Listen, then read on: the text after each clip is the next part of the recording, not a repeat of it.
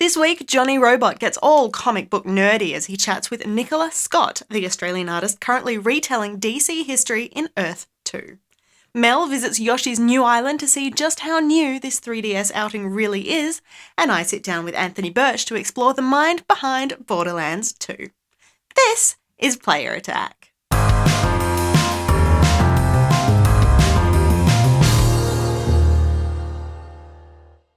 Hi, I'm Jessica Citizen, and this week saw the announcement that Sid Meier's Civilization is taking to the stars for the first time. Civilization Beyond Earth was announced at PAX East and sees fans able to start a game where most other Civ titles finish, jetting off into deep space. The gameplay is pretty much what you'd expect, with at least one major difference. The traditional tech tree system has been scrapped. Because this time you're working with a potential future rather than alternate history, technologies, ideologies, and religions are now mapped out on a new tech web, just to keep things interesting. And while that news is sure to please RTS fans, RPG fans are sorely disappointed this week with the news that CCP Games has scrapped its long-time promised project, World of Darkness. CCP explains that its efforts to create a contemporary vampire simulator were falling regretfully short, and after more than 7 years on the drawing board, the project has been dropped. Moving forward, the studio will instead focus its efforts on its other major project, EVE Online, solidifying the sci-fi title as the biggest gaming universe in the world. More sad news for sci-fi gamers and music fans too. We've received word that Marty O'Donnell, longtime collaborator on the Halo franchise, has been let go from Bungie. Until recently, Marty was working on the soundtrack to upcoming epic Destiny with former Beatle Paul McCartney, no less, but it seems that journey has come to an end. Neither Marty nor Bungie have discussed any plans for the future. Meanwhile, there is some good news as well. Blizzard has confirmed the first batch of single-player content for Hearthstone Heroes of Warcraft. Curse of Naxxramas has been plucked straight from Warcraft lore. You're dropped into the middle of a floating necropolis and tasked with smiting the bad guys by the power of your cards. And your deck is about to get a whole lot bigger. 30 new cards have been added to the game, with a bunch of special bonuses awarded if you can complete the new adventure. We don't yet have a time frame for Curse of Naxxramas besides as soon as possible, so maybe don't hold your breath, but do keep an eye out. Something interesting this way comes. Similarly, something interesting is out right now for Call of Duty Ghosts. Snoop Dogg has been added to the game as its new multiplayer announcer. Squad member active, a brother from another mother. Homies out the joint, it's party time. The new voice pack is available right now for Xbox 360 and Xbox One. PlayStation 3, 4 and PC versions are coming shortly. Xbox gamers also have the ability to snag the newest content for Plants vs. Zombies Garden Warfare. The Zomboss Down DLC pack takes the game to the Wild West, adding a brand new map, 8 new playable characters, more than 200 customization items, new challenges and a raised level cap, now sitting at 30 for each character.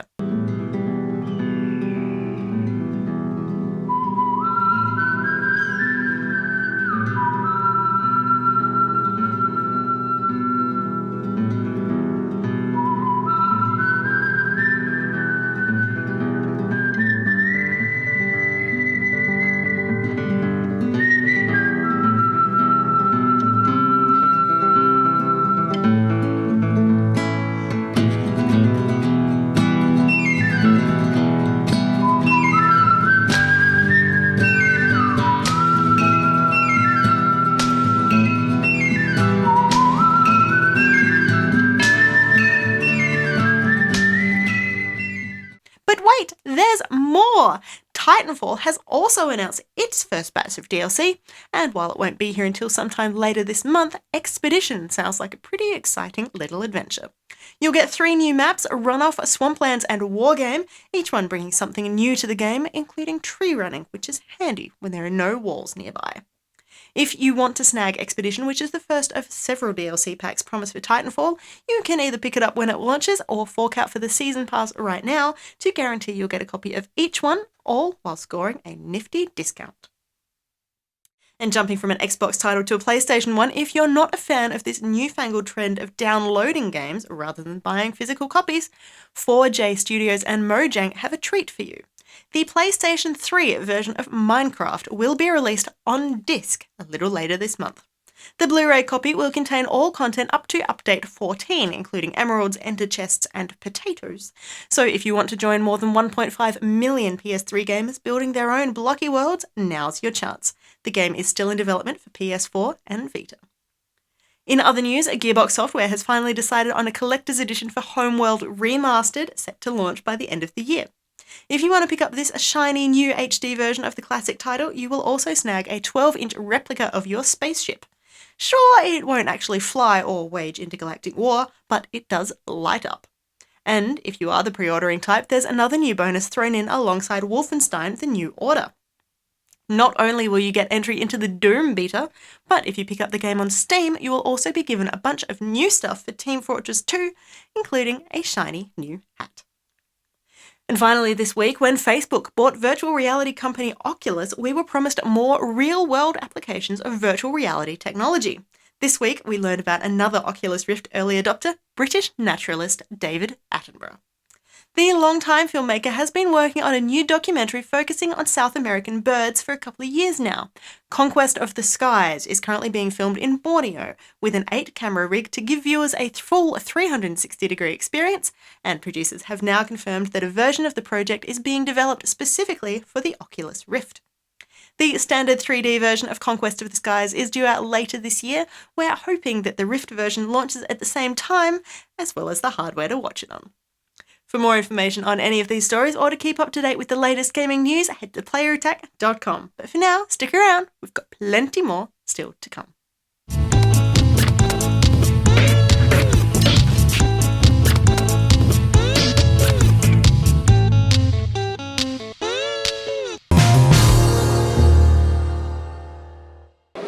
Hi, I'm Jonny the Robot here at Oz Comic Con, and I'm here with Nicola Scott. Hi, everybody. Nicola, you've been in the comic book industry for a while now. How did you actually get into comics in the first place?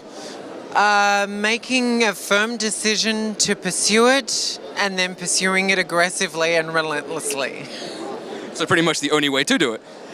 Pretty much. It's a small industry that's incredibly competitive to get into, so you really have to want it. You've got to pursue it. Once you got the job, you've got to keep the job. And it requires thick skin and determination. Did you ever go through the Jim Lee style process of just getting up every single day, drawing and building on your repertoire until you could finally hand it off? Pretty much, yeah. I made the decision when I was about 30, apropos of wanting to make a career out of drawing, and the only thing that I could think of that I'd be happy drawing all day, every day was Wonder Woman.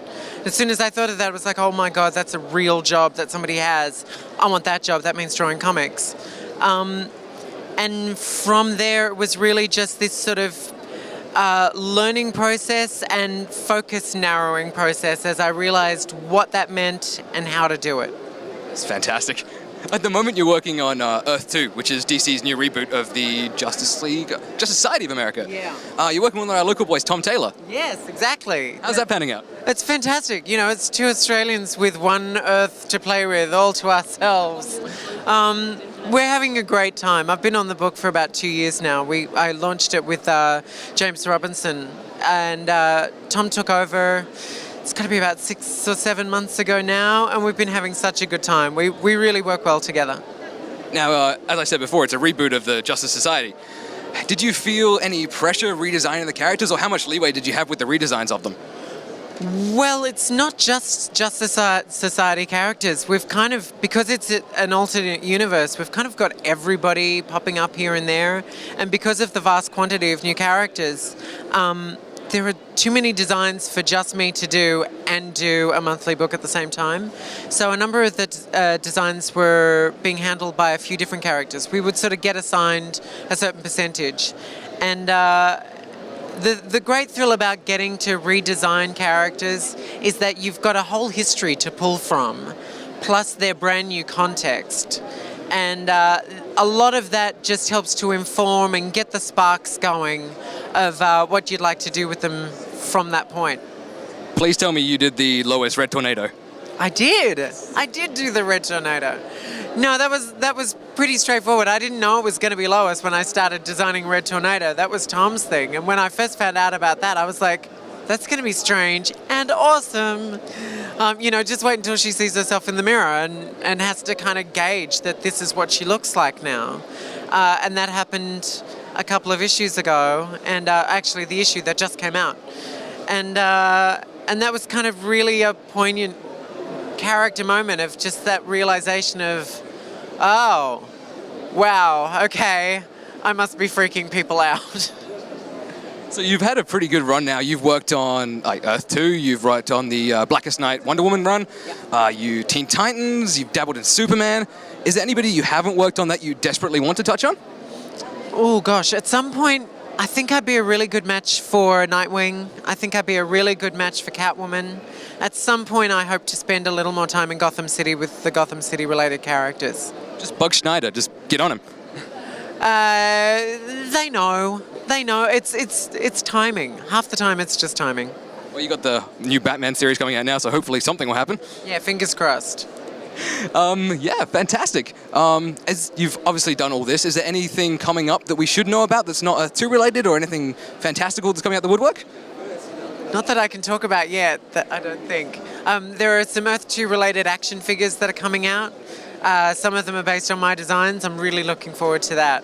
The first round includes the new Alan Scott Green Lantern, the new Jay Garrick Flash, and my version of Wonder Woman. And I'm really looking forward to having that on my shelves. Thank you very much for your time, Nicola. No worries. Thanks for having me. Thank you.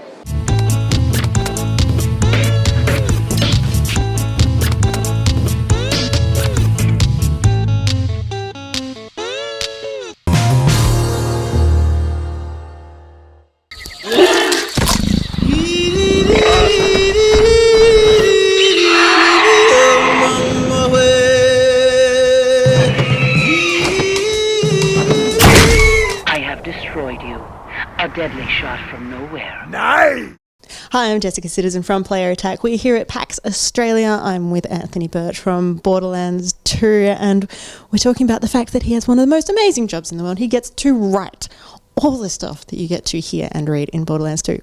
How's that for you? What is that like going into work and going, this is what I get to do today? It's, I feel guilt every day that, like, I get to have all these awesome things, and I get to come into work and write really immature jokes and then receive a paycheck and then just go home and nothing bad happens to me. I keep waiting for the karmic payback where, like, I get like super Ebola or something like that, but it never happens. So I live in stress, but it's really good. So when you do get Super Ebola, we should all just not be surprised in any way, right? Yeah, pretty much. You should just be like, yeah, the guy had it coming. Not that we want it to happen, of course, because we want you to stay healthy and fit and keep writing fingers and writing brain working so you can keep doing what you're doing, because it's kind of amazing. Oh, thank you very much. I don't want you to get Super Ebola is probably the nicest compliment I've received in some time, so I appreciate that. We've heard amazing things from some of the voice actors who've been working with you who say that it is an absolute pleasure to read and to act through the stuff that you've written for them. Do you ever write stuff with certain people in mind? Yeah. On occasion, I will. Usually, they're people that don't actually that we don't like. Like Handsome Jack's original idea was like, I'm just thinking to myself, thinking of Nathan Fillion saying these lines, for example, not with the intent of actually getting Nathan Fillion, but like that was just how I sort of tried to move myself in that direction. And we got Damien, and he was amazing. He was way better. I was like, oh my god! Now I can just think of Damien, and that's way easier because he knows the character almost better than I do, and we'll just add little things. But yeah, there's certainly characters that have been like, this is a Colleen Clinkenbeard character. This is a Chris Sabat character. Now that I've worked with them a lot, you sort of see where they're good. And then even if it doesn't end up being that person in that role, then it still works? Yeah, but usually I'll just be like, hey, can we get this person? They go, oh yeah, sure. And then we just get them because we're sort of friends with all of them now, having worked. Because like Borderlands 2 especially is every actor in the Dallas area for the most part. Every voice actor, every anime actor. If you've heard them on Dragon Ball Z, they're in Borderlands, and so we just sort of all know each other now. And it's Which is a kind of weird crossover, the Dragon Ball Z Borderlands connection. It's very strange. Yeah. A lot of people, Chris Rager, who does Mr. Torg, we got a lot of feedback. I'm like, oh, he sounds just like Mr. Hercule from Dragon Ball Z. And I was like, oh, I wonder what that is. I have no idea. Can't imagine. So you've obviously been writing for a while, and now Borderlands. Is this the sort of thing that when you were a little kid you went, I really hope that one day I can write a video game with bazillion guns in it? When I was a kid, I wanted to be an actor for a long time, and then I realized I don't like that, and then I wanted to be a writer, but I imagined myself doing like I don't know. I think I want to be a writer in high school. So obviously the only kind of writer you can be in high school is like I want to do the ponderous things about dudes sitting in like snowy areas and like cute girls with short brown hair come up to them and then they listen to the shins and horrible stuff like that. And it wasn't until I started writing for Destructoid, a games blog, that I sort of became really, really interested in like, maybe I could, talk more about writing and gaming and the way that story works in games. And then when I got the opportunity to write for Gearbox, it was just like, oh, wow, this is a dream come true that I didn't actually know was a dream I had. So that's cool. But yeah. I can think of worse dreams to come true that you didn't know you had. Yeah, like getting Super Ebola. Exactly like getting Super Ebola. And then how does one stumble into a role like this? A incredible amount of luck in my case. So I wrote for Destructoid, and basically I made a web series with my sister called Hey Ash, What You Playin'? Suck my dick. Jesus, another goddamn 12-year-old on this server? I'm not a 12-year-old. Oh shit, is that a girl?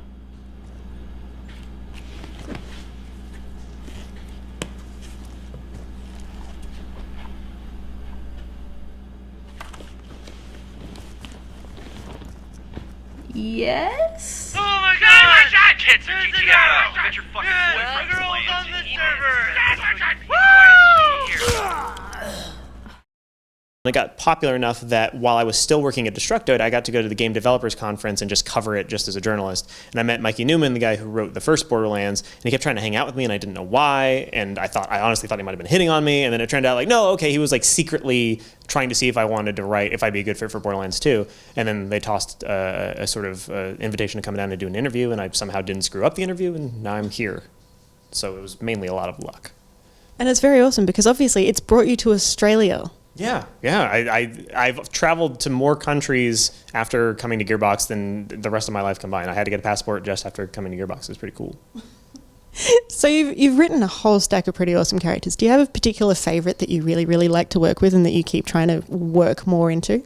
I've just to totally be nepotistic, I really like writing for Tina because it's my sister who's voicing her.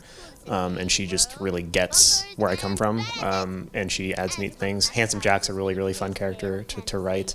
I actually like writing Scarlet and Torg a lot as well for the DLCs because, again, Chris Rager and Colin Klingbeard are just really, really solid voice actors, and they know just what to do. And there are a lot of characters I really like that some people may not even like as much as I like them, but I do, so screw them. I'm the one who gets to write them.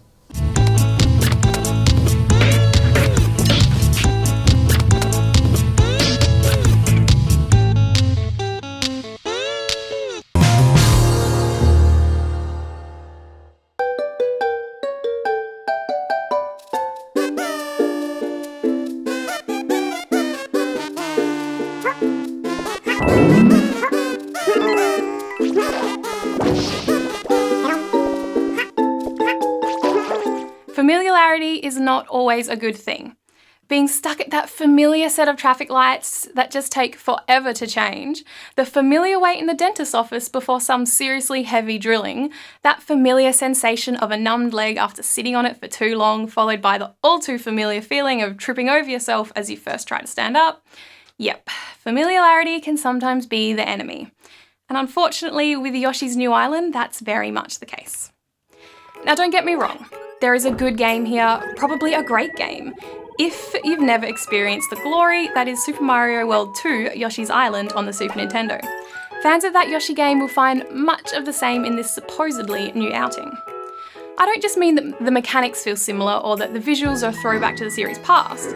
I literally mean there are levels that seem ripped from the Green Dinosaur's classic Super Nintendo caper and dropped in on this new platform. First off, there's the story. Never a stickler in a Nintendo game to be sure, but a bit too much of a rehash in this game to really get away with sticking new into the game's title. Stork is bringing baby Mario and baby Luigi to their new parents. Kamek kidnaps baby Luigi and knocks baby Mario to Earth. A group of friendly Yoshis decide to help the baby plumber in his quest to rescue his cowardly brother from the mischievous wizard. And can you guess what happens at the end? I won't spoil it for you, but it's exactly what you're thinking.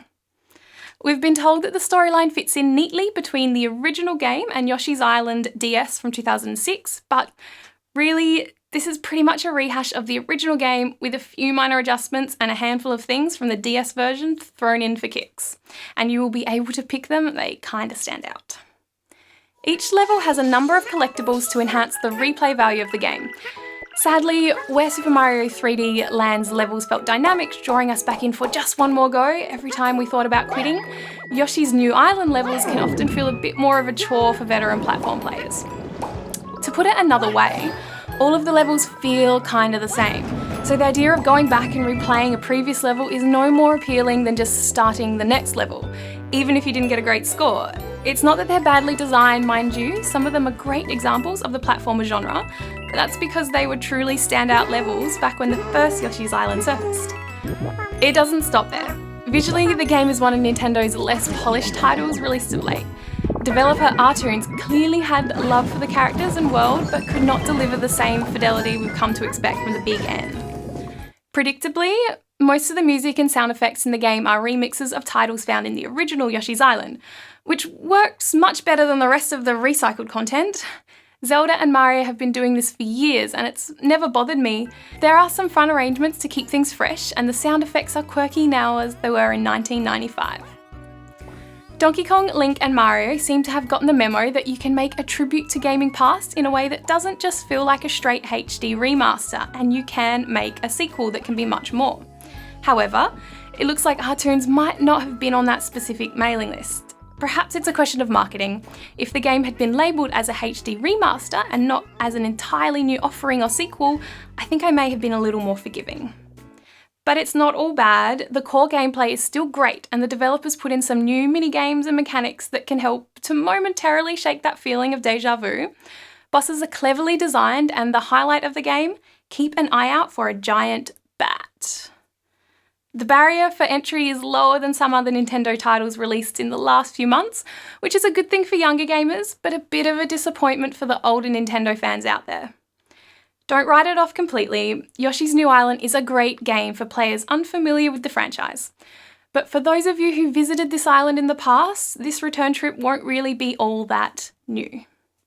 And that's about it for this edition of Player Attack. Thanks for watching. Next week, we catch up with Mike McFarland, a voice actor and ADR director you might recognise from Attack on Titan, Dragon Ball Z, Full Metal Alchemist, and Borderlands 2. And we're headed back to the bike as we work our way through Trials Fusion. In the meantime, you can catch us on playerattack.com. We're on Facebook, YouTube, and Twitter. And if you've got something you want to say, send us an email, mailbox@playerattack.com, or just hop on our forums. Till next week, I'm Jessica Citizen, and this is Player Attack.